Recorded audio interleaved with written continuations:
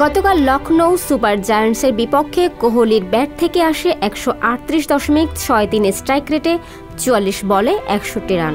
আপাত দৃষ্টিতে ইনিংসটাকে ভালোই মনে হচ্ছে। রোমাঞ্চ ছড়ানো ম্যাচে কাল ২১২ রান করেও লখনৌর বিপক্ষে শেষ বলে হেরেছে বেঙ্গালুরু। আর এই হারের পেছনে বিরাট কোহলিকে দায়ী করছেন নিউজিল্যান্ডের সাবেক ক্রিকেটার সাইমন ডুল। শুরুতে ধীরে খেলা ফাফ ডু প্লেসির ৪৬ বলে ৭৯ রানের ইনিংসও রেহাই পাচ্ছে না।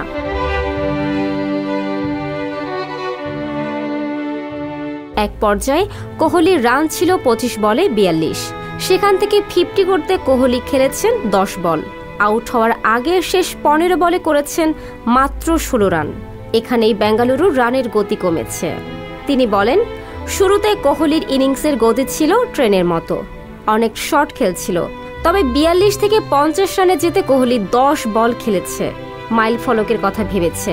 আমার মনে হয় না এখন আর খেলায় এসবের কোনো জায়গা আছে।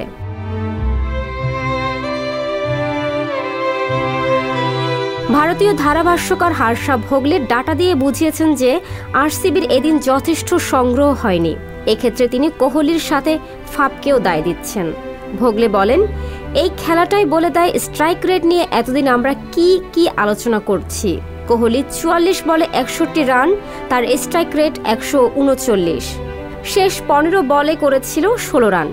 ডু প্লেসিস ৪৬ বলে ৭৯, স্ট্রাইক রেট ১৭২। তবে প্রথম ৩০ বলে করেছিল ৩৩ রান। এই বলগুলো আর ফিরে পাওয়া যায় না। আরসিবি জয়ের জন্য যথেষ্ট সংগ্রহ পায়নি। আর আলোচনাটা ইনিংস শেষ ব্যাটারের কত স্ট্রাইক রেট থাকলো তা নিয়ে নয়। ফারজানা ববি, সংবাদ প্রকাশ।